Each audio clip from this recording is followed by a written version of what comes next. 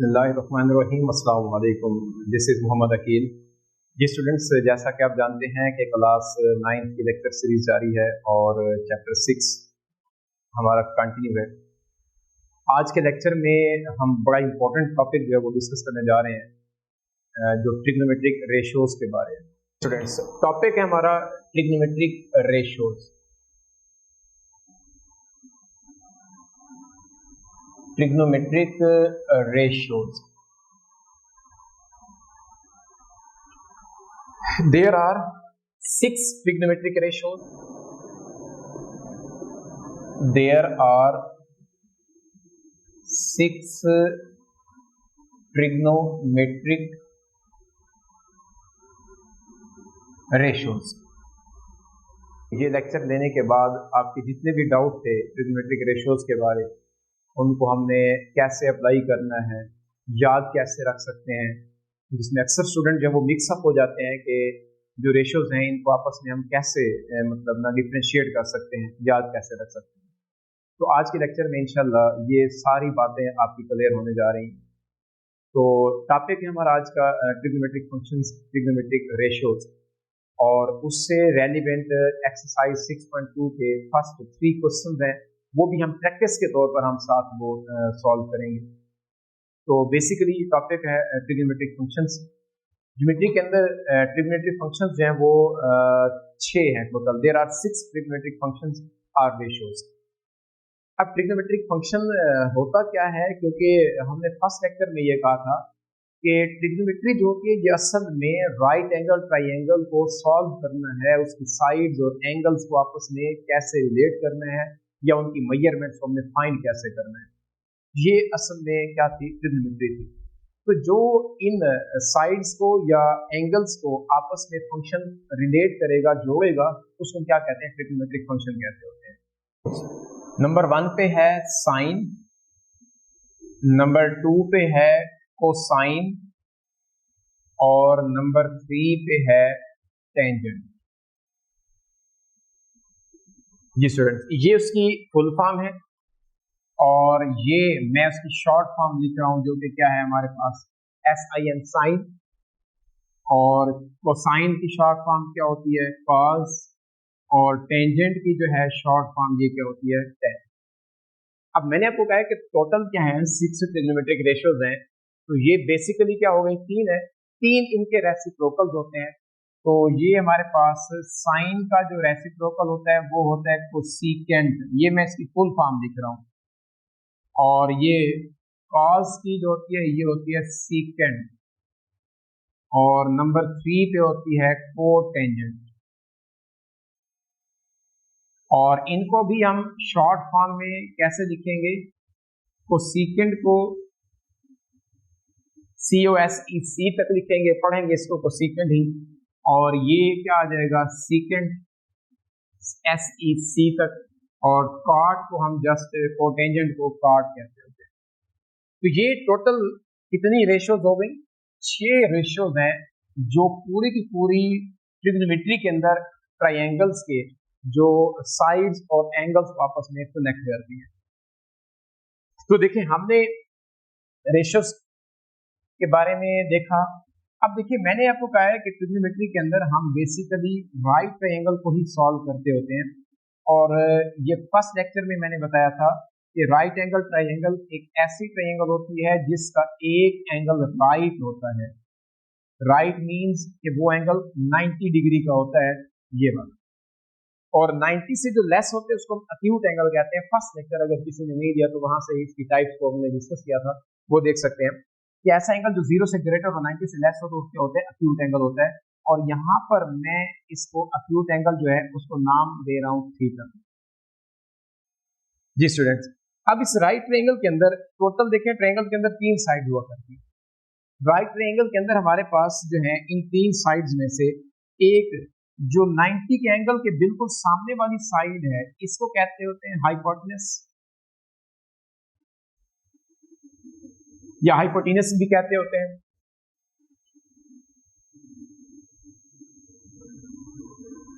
और इस acute angle की बिल्कुल सामने वाली जो साइड है इसको कहते होते हैं हम परपेंडिकुलर। परपेंडिकुलर। इसका दूसरा नाम हाइट भी होता है, आल्टीट्यूड भी कहते होते हैं। कोई भी नाम आप अपने माइंड में रख सकते हैं जो अक्यूट एंगल के सामने होगा। और लास्ट वन इज बेस। जी स्टूडेंट्स, ये तीन साइड्स हैं किसी भी राइट ट्रायंगल की। अब देखिए हमारे पास इस पूरी ट्रायंगल के अंदर दो अक्यूट एंगल है। एक को मैंने कहा है ए पर जो बन रहा था उसको मैंने थीटा का नाम दिया। दूसरा अक्यूट एंगल जो है वो सी पर बनाया जा सकता है, इसको मैं नाम दे रहा हूं लेट्स सपोज फाई। फाई भी एक रिप्रेजेंटेशन है, जैसे थीटा रिप्रेजेंटेशन है एंगल की। कोई भी मेजरमेंट का एंगल हो सकता है, लेकिन 90 डिग्री से क्या होगा, लेस होगा, क्योंकि ये अक्यूट एंगल है। तो देखिए यहां से हमारे पास जब हम ट्रायंगल के अंदर इस एंगल के अकॉर्डिंग हम उसकी मेजरमेंट्स को लेना चाहेंगे या उसकी साइड्स को हम हाईलाइट करना चाहते हैं, तो 90 के सामने वाली साइड यहाँ पर भी हाइपोटेन्यूस होगी।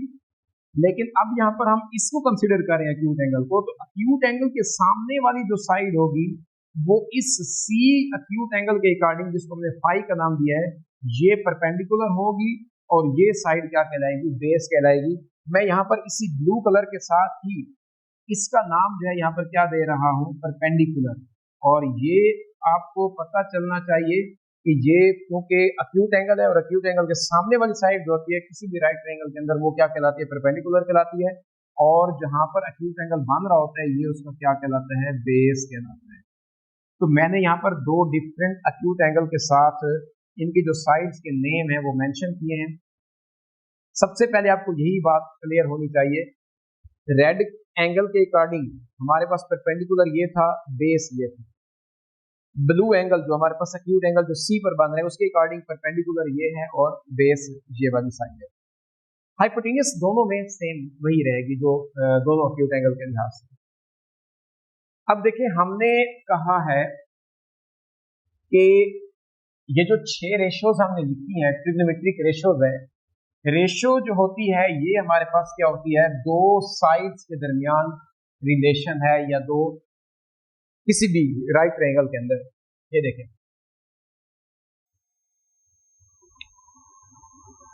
हमारे पास है एक राइट ट्रायंगल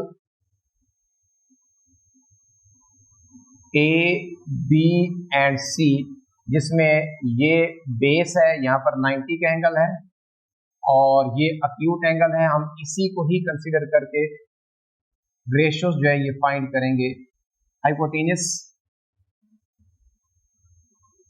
और ये क्या होगा हमारे पास, परपेंडिकुलर। जी स्टूडेंट्स, अब देखिए हमने कहा है कि ट्रिग्नोमेट्रिक रेशियो जो है वो टोटल 6 है। तो जो सबसे पहली रेशियो है वो है हमारे पास साइन रेशियो।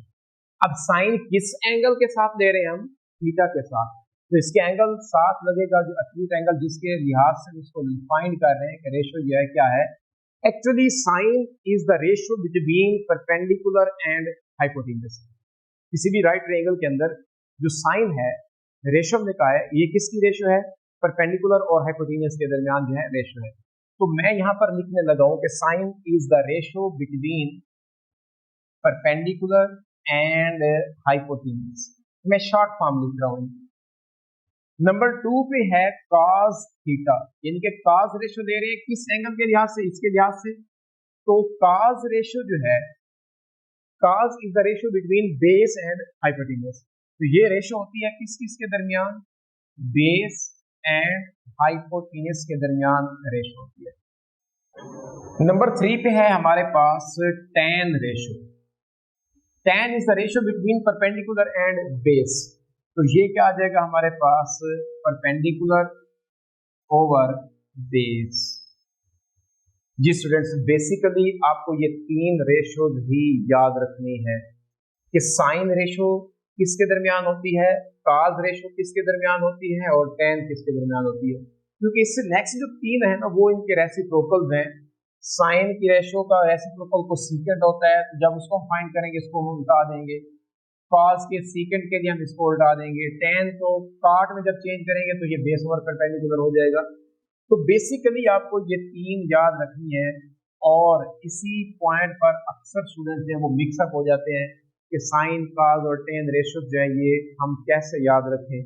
तो मैं आपको एक बहुत ही कमाल का ट्रिक बताने जा रहा हूँ, एक सेंटेंस समझने, एक लाइन मैं आपको लिख के दे रहा हूँ जिससे मैं आपको एक बड़ा वाजे इसका जो है ना ट्रिक बताऊंगा कि आपने इसको कैसे याद रखना है। देखिए मैं यहाँ पर लिख रहा हूँ एक स्टेटमेंट जो है, some people have curly brown hairs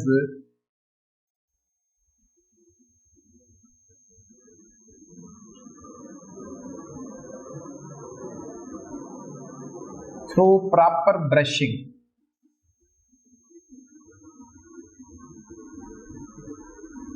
ji student, अगर आप इस सेंटेंस को जस्ट याद कर लें तो आपका ये जो रेशोज वाला मसला है ये बिल्कुल सॉल्व हो गया है। कैसे देखें, अब हम देखते हैं कि सम का ये जो फर्स्ट एस है ये किसको रिप्रेजेंट कर रहा है, साइन रेशो। एस से क्या बना, साइन। पीपल का जो पी है इससे क्या होगा, परपेंडिकुलर। हैव का ये जो एच है इससे क्या आ गया, हाइपोटेन्यूस। तो यहां तक आपकी जो पहली रेशो है ये क्या हो गई, कंप्लीट हो गई। सेम करली का जो सी है फर्स्ट, इससे कौन सी रेशो बन रही है, 12। ब्राउन का बी से क्या बन गया, बेस। एंड हेयर्स के एच से क्या बनेगा, हाइपोटेन्यूस। तो ये हमारे पास जो आ गई ये सेकंड रेशो जो है ये कंप्लीट हो गई। लास्ट पे है थ्रू के ये जो टी है इससे क्या बन गया, 10। प्रॉपर का पी इसको रिप्रेजेंट कर रहा है, परपेंडिकुलर को, और ब्रशिंग का बी जो है ये रिप्रेजेंट करता है बेस को। तो देखिए स्टूडेंट्स, अगर आप ये स्टेटमेंट सिर्फ 9-10 वर्ड्स पर जो है ये मुश्किल है, अगर ये आप लोग इसको याद रख लें तो मेरे ख्याल में आपका ये वाला जो साइन काज टेन रेशोज को याद रखने का जो मामला है वो इंशाल्लाह बिल्कुल सॉल्व हो जाएगा। तो देखिए इसके बाद आपको ये बहुत ही इजी लगेगा कि हमें साइन रेशो जो है, काज रेशो, टेन रेशो जब भी फाइंड करनी हो तो हमने किस किस के दरमियान, साइड्स के दरमियान जिसकी रेशो जो वो लेनी। तो अब हम आते हैं अपने आज के जो एक्सरसाइज का क्वेश्चन है उसके ऊपर, और ये मैं आपके सामने रेज नहीं कर रहा, इसी जगह ही मैं इसको हमें, क्योंकि जो फर्स्ट क्वेश्चन दिया गया है वो आई थिंक इसी जैसा ही है जो हमने फिगर बनाई हुई है बिल्कुल। तो देखिए वो कहते हैं कि क्वेश्चन नंबर 1 के अंदर, क्वेश्चन नंबर 1 के लिए मैं इस फिगर को जो है वो हाईलाइट कर रहा हूँ। वो कहते हैं कि for each of the following right angled triangles find the trigonometric ratio. Just आपने रेशियो फाइंड करनी है, आपको उसने फिगर जो वो बनाकर दी हुई है। वो कहता है कि हमारे पास ABC जो फिगर है, ट्राइंगल है, सॉरी राइट ट्राइंगल, इसमें ये जो AB साइड है इसकी लेंथ क्या है, 3 है, और B से C साइड जो है ये क्या है, 4 है। मैं यहाँ पर लिखा रहने देता हूँ इनकी साइड्स के नेम। और हाइपोटेन्यूस जो है ये आपको गिवन किया गया है 5 है, ये हमारे पास बेस है। और यहाँ पर ऐसा ही हमें दिया गया है एंगल थीटा, और उसके बाद कुछ क्वेश्चन उसने आपको फाई के लिहाज से भी दिए हैं, तो मैंने आपको भी बताया है तो उसको हमने साइड को कैसे देना है यहाँ पर। तो देखिए जब इसका फर्स्ट पार्ट हम यहाँ पर देखते हैं, फर्स्ट पार्ट में आपसे वो डिमांड करता है कि आपने क्या फाइंड करना है, साइन रेशो फाइंड करनी है। यानी कि साइन रेशो फाइंड करनी है किस अक्यूट एंगल के लिहाज से, थीटा के लिहाज से। थीटा के लिहाज से परपेंडिकुलर ये है और बेस ये है, सिर्फ परपेंडिकुलर और बेस आपस में इंटरचेंज होते हैं, बाकी नहीं होता। तो थीटा के लिहाज से ये परपेंडिकुलर हो गया और ये बेस हो गया। और हमने देखा है कि साइन किसके दरमियान रेशो होती है, परपेंडिकुलर और हाइपोटेन्यूस के दरमियान। तो sine theta is equal to perpendicular over hypotenuse. अब यहां से क्या आ जाएगा हमारे पास, sine theta is equal to perpendicular क्या है हमारे पास 4 है, और हाइपोटेन्यूस क्या है 5 है। तो ये हमारे पास साइन थीटा का सोल्यूशन आ गया।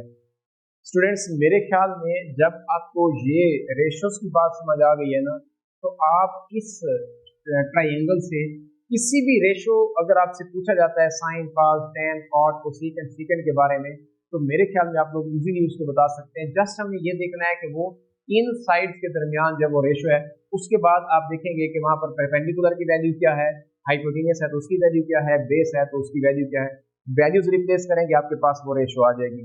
नेक्स्ट देखिए, मैं एक आध इसको जो है पाई के साथ भी आपको बता देता हूँ।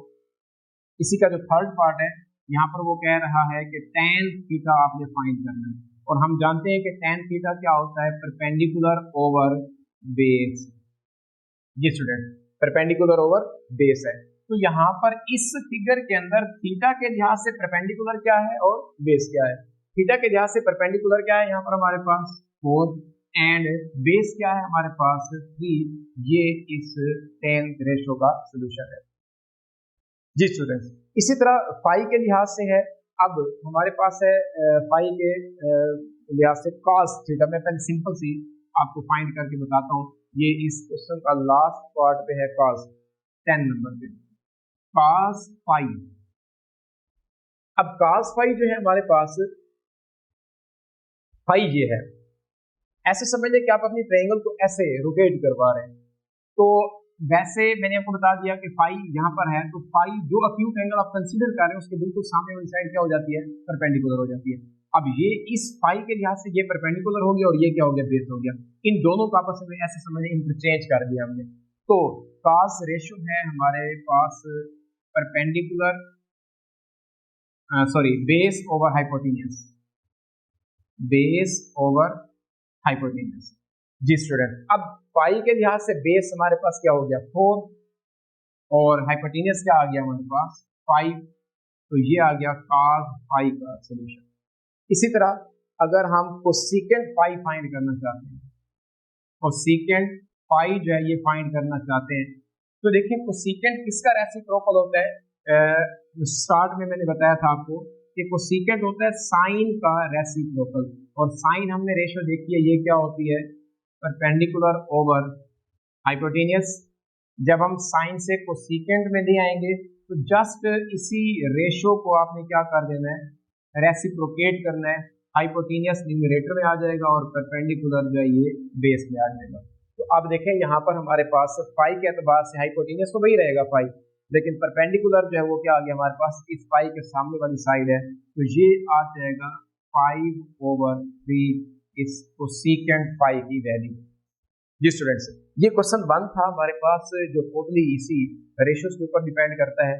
अब इसके साथ ना इसके 2 पार्ट उसमें और दिए हुए हैं, बी है, सी है। ये मैंने पहली ट्रायंगल के साथ किए हैं। मैं उम्मीद करता हूं कि ये आप लोग इंतहाई इजीली जो है ये कर सकते हैं। फिर भी अगर किसी भी स्टूडेंट को कंफ्यूजन हो मुझसे ज़रूर पूछ सकते हैं। ये मैं आप लोगों के लिए ही एज अ असाइनमेंट जो है आपको असाइन कर रहा हूँ, दे रहा हूँ। तो इसको आप लोग लाजमी सॉल्व कीजिएगा। आपकी प्रैक्टिस है ये कि आपको ये रेशियो याद हो जाएंगी, और उससे शॉर्ट जो है वो ये मैंने आपको जो स्टेटमेंट लिख के दी है, इसको आप याद रखें तो आपको कभी भी रेशियोज के लिहाज से कोई कंफ्यूजन नहीं रहेगी। सेकंड क्वेश्चन में देखें हमारे पास बिल्कुल ऐसा ही है। स्टूडेंट, क्वेश्चन नंबर 2 में वो कहता है कि for the following right angle triangle ABC find the trigonometric ratios for which measure angle A is phi and measure angle C is theta. तो वो कुछ इस तरह से फिगर जो है वो बना रहा है आपकी बुक पे। ये ट्रायंगल है और उसके नाम है, यहाँ पर इसको उसने A कहा है, ये B कहा है और ये C का है। B क्योंकि राइट है, A को वो कह रहा है कि ये फाई है और C को कह रहा है कि ये थीटा है। देखिए ट्रायंगल को किसी तरह भी वो घुमा ले, हमें ये देखना है कि 90 के सामने वाली साइड कौन सी है और जिस अक्यूट एंगल को आप कंसीडर कर रहे हैं उसके सामने वाली साइड कौन सी है। अक्यूट एंगल के सामने वाली जो कंसीडर हो रहा है वो परपेंडिकुलर होगा और जो 90 के सामने वाला होगा वो हाइपोटेन्यूज होगा। तो ये हाइप हो गया। अब इस फाई के अकॉर्डिंग ये हमारे पास क्या हो जाएगा, परपेंडिकुलर और ये बेस। और थीटा के लिहाज से ये क्या हो जाएगा, परपेंडिकुलर और ये क्या आ जाएगा, बेस। ये मैंने कलर सेम कर दिया है, रेड के साथ जो है वो उसकी साइड्स को मेंशन कर दिया और ब्लैक के साथ उसके परपेंडिकुलर बेस को मेंशन कर दिया। तो यहाँ से भी वही आपसे डिमांड कर रहे हैं, sine phi, cos phi, tan phi जो भी है। तो जब हमें रेशियोज का पता होगा तो हमारे लिए तो उसमें बिल्कुल आसान है। देखें इसके फर्स्ट पार्ट में वो कहता है कि साइन थीटा जो है ये क्या होगा। अब we know that sine theta is equal to perpendicular over hypotenuse.